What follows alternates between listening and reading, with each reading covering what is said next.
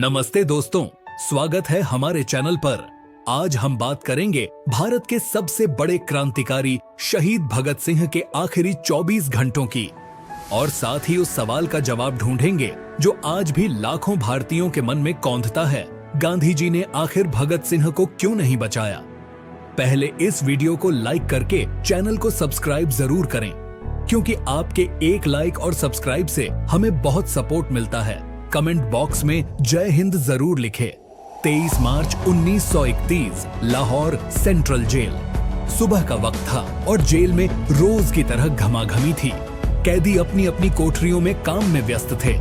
कोई चक्की पीस रहा था, कोई कपड़े सिल रहा था, तो कोई चुपके आजादी के सपने बुन रहा था।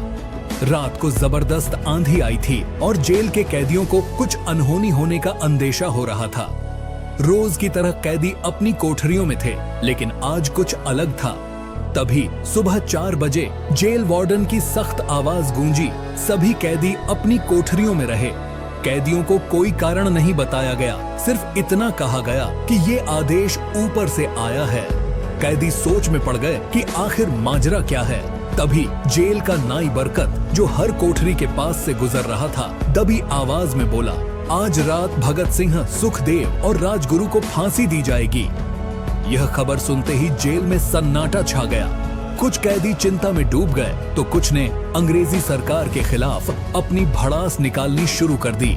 कई कैदियों ने बरकत से विनती की कि वो भगत सिंह की निशानी, उनका पेन, कंघा या कोई छोटी चीज ला कर दे, ताकि वो अपने बच्चों को बता सकें कि वो भगत सिंह के साथ जेल में थे। सुबह के करीब 8 बजे जेल का गार्ड उनके पास आया। उसने भगत सिंह को खाना ला कर दिया। गार्ड ने कहा, सिंह, यह तुम्हारा आखिरी भोजन है। भगत सिंह ने मुस्कुराते हुए जवाब दिया, यह खाना नहीं, मेरी मातृभूमि के लिए मेरा आखिरी उपहार है। उनकी इस बात से गार्ड भी हैरान रह गया। भगत सिंह ने खाना छुआ तक नहीं। भगत सिंह, एक ऐसा नाम जो आज भी हर भारतीय के दिल में जोश भर देता है। 1907 में पंजाब के बंगा गांव में जन्मे इस नौजवान के खून में देशभक्ति दौड़ती थी। 13 साल की उम्र में जलियांवाला बाग हत्याकांड ने उनके दिल में अंग्रेजी हुकूमत के खिलाफ आग जला दी। 1921 में चौरा चौरी कांड के बाद जब गांधी जी ने असहयोग आंदोलन वापस लिया तो भगत सिंह ने अहिंसा का रास्ता छोड़ दिया। वो मानते थे कि गूंगी बहरी अंग्रेजी सरकार को सिर्फ ताकत की भाषा समझ आती है। 1928 में साइमन कमीशन के खिलाफ लाहौर में प्रदर्शन के दौरान लाला लाजपत राय की लाठीचार्ज में मौत ने भगत सिंह को अंदर से हिला दिया। उन्होंने ठान लिया कि इसका बदला लिया जाएगा। गलती से पुलिस अधिकारी स्कॉट की जगह जे.पी. सैंडर्स मारा गया। इसके बाद 1929 में भगत सिंह और बटुकेश्वर दत्त ने सेंट्रल असेंबली में बम फेंका और इनकलाब जिंदाबाद के नारे लगाते हुए खुद को सरेंडर कर दिया। कोर्ट में साबित हुआ कि सैंडर्स की हत्या में भगत सिंह की रिवॉल्वर का इस्तेमाल हुआ था। अंग्रेजी सरकार ने उन्हें फांसी की सजा सुना दी। 23 मार्च 1931 दोपहर का वक्त, जेल में सन्नाटा था।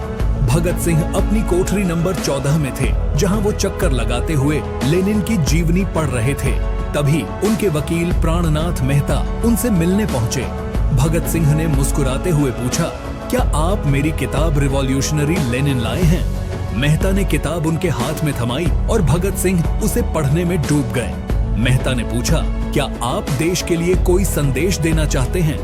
भगत सिंह ने कहा, बस 2 शब्द, इनकलाब जिंदाबाद, साम्राज्यवाद मुर्दाबाद। उन्होंने मेहता से पंडित नेहरू और सुभाष चंद्र बोस को धन्यवाद पहुंचाने को कहा, जिन्होंने उनके केस में मदद की थी। इसके बाद मेहता सुखदेव और राजगुरु से मिलने गए। राजगुरु ने कहा, हम जल्द ही फिर मिलेंगे। सुखदेव ने जेलर से वो चौपड़ मांगी जो उन्होंने कुछ महीने पहले खेलने के लिए दी थी। शाम 6 बजे जेलर ने तीनों क्रांतिकारियों को बताया कि उनकी फांसी का वक्त आ गया है। अंग्रेजों ने तय किया था कि फांसी अगले दिन सुबह 6 बजे की बजाय उस रात 7 बजे दी जाएगी। भगत सिंह ने हंसते हुए कहा, क्या आप मुझे इस किताब का एक अध्याय भी पूरा नहीं करने देंगे? तीनों को फांसी की तैयारी के लिए कोठरियों से बाहर निकाला गया। उन्हें आखिरी स्नान कराया गया, नए कपड़े पहनाए गए और उनके चेहरे खुले रखे गए। जेलर ने कहा, अपने ईश्वर को याद करो। भगत सिंह ने जवाब दिया, मैंने जिंदगी में कभी ईश्वर को याद नहीं किया। मैंने गरीबों की पीड़ा पर उन्हें कोसा जरूर है। अब माफी मांगूंगा तो वो कहेंगे कि इससे बड़ा डरपोक कोई नहीं। दोपहर में कुछ नेताओं ने आखिरी बार भगत सिंह की सजा को कम करने की कोशिश की। महात्मा गांधी ने वायसराय लॉर्ड इरविन से अपील की थी, लेकिन उनकी अपील ठुकरा दी गई। यह खबर जब भगत सिंह तक पहुंची तो उन्होंने कोई निराशा नहीं दिखाई। उन्होंने कहा, गांधी जी का रास्ता अहिंसा का है, हमारा रास्ता क्रांति का। दोनों का मकसद एक है। आजादी दोपहर तक लाहौर सेंट्रल जेल के बाहर माहौल गर्म होने लगा था। भगत सिंह के पिता सरदार किशन सिंह और उनकी मां विद्यावती जेल के बाहर अपने बेटे की एक आखिरी झलक पाने के लिए बेचैन थे, लेकिन जेल अधिकारियों ने उन्हें मिलने की अनुमति नहीं दी।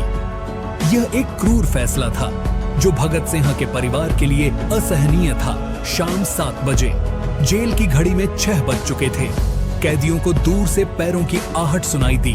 भगत सिंह, सुखदेव और राजगुरु फांसी के तख्ते की ओर बढ़ रहे थे।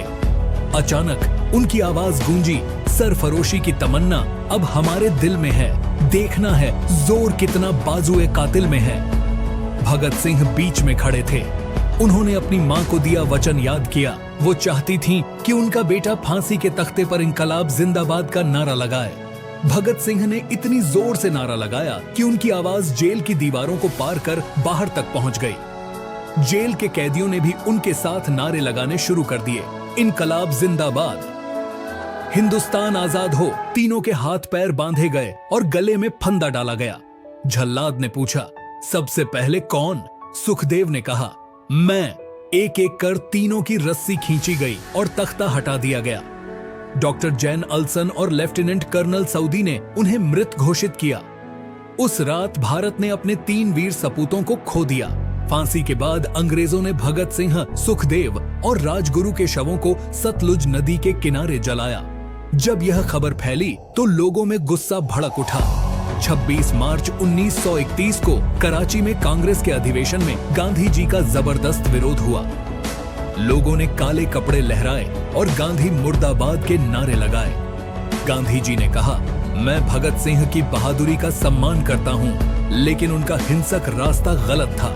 मैंने उनकी फांसी टालने की कोशिश की, लेकिन सरकार नहीं मानी। लेकिन भगत सिंह की शहादत ने लाखों भारतीयों के दिलों में आजादी की चिंगारी जला दी। दोस्तों, भगत सिंह, सुखदेव और राजगुरु ने सिर्फ 23 साल की उम्र में देश के लिए अपनी जान दे दी। उन्होंने एक ऐसे भारत का सपना देखा जो आजाद, लोकतांत्रिक हो। लेकिन सवाल आज भी वही है, क्या गांधी जी ने उनकी फांसी रोकने की पूरी कोशिश की थी? शायद इतिहास इसका जवाब कभी न दे, लेकिन भगत सिंह की शहादत हमें याद दिलाती है कि आजादी की कीमत कितनी बड़ी थी। अगर इस कहानी ने आपके दिल को छुआ तो इस वीडियो को लाइक करें, अपने दोस्तों और परिवार के साथ शेयर करें, ताकि हर भारतीय तक इन वीरों की गाथा पहुंचे। हमारे चैनल को सब्सक्राइब करें और बेल आइकन दबाना न भूलें, ताकि आप हमारे अगले वीडियो की कहानी मिस न करें। कमेंट बॉक्स में जरूर बताएं, आपके मन में भगत सिंह की शहादत को लेकर क्या ख्याल हैं? क्या गांधी जी और कुछ कर सकते थे? और अगली बार आप किस क्रांतिकारी की कहानी सुनना चाहेंगे? मिलते हैं एक और नई वीडियो में। तब तक इनकलाब जिंदाबाद। जय हिंद, जय भारत।